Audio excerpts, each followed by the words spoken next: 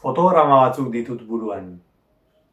Nola irakurzaletu nintzen pentsatzen hasten naizenean, fotograma batzuk ikusten ditut nire begien aurrean.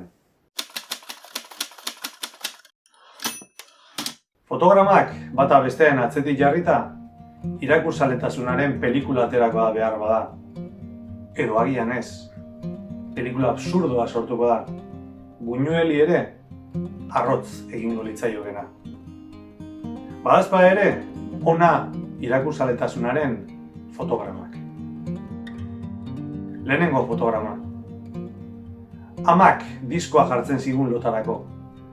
Ahots hautsestatu batek ipuinak kontatzen zituen, saguenak, otsuenak. Diskoa, biniloa, gorria zen. Bigarren fotograma. Ipuinak irakurtzen zizkidan amak ohe ertzean jesarrita. Nekatuta, harinagoa amaitzeko, esaldiak saltatzen zituen amak. Enion usten baina. Buruz nekien ipuina eta zer falta zen gogorarazten nion. Oscar Wilderen ipuinak ziren. Hirugarren fotograma. Ikastolako atsedenaldietan kirola egiten genuen batez ere. Eskupilota, futbola, saskibaloia. Baina liburu bat ateratzen genuen frontoira egun jakin batzuetan. Eta Nikolas Txikiren abenturak irakurtzen genituen harriotz batean eseritan. Nikolas Txikiren liburuak Ramon Agirre aktoreak itzulita zeuden. Laugarren fotograma. Nire anaiak, ni baino 8 urte nagusiagoak, ipuin lehiaketa bat irabazi zuen. Herriko zineman eman zioten saria, Asterixen liburu lotea. 40 aldiz irakurri nituen nik gero, Asterix haiek. Bosgarren fotograma. Nire kuadrilako batek Euskal Herri mailako ipuin lehiaketa bat irabazi zuen, birritan. Nire kuadrilako beste bat, bigarren geratu zen. Haiekin elkarbanatzen dituen nik liburuak. Nik baino hobeto irakurtzen zuten inpresioa sortu zitzaidan. Seigarren fotograma.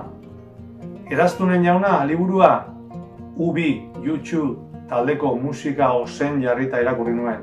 The Clash, The Kings, The Pogues, Dubliners, guztien musika lagun.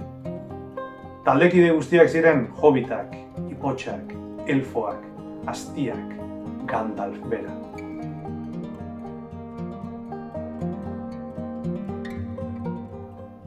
Zazpigarren fotograma.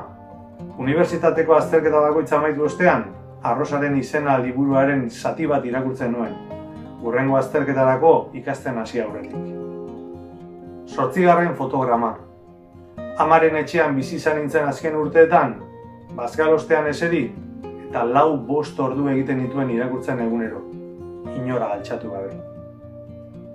Badauzkat fotograma gehiago. Gaur egun ere, fotogramak produzitzen ditut. Egunero irakurtzen baitut zerbait.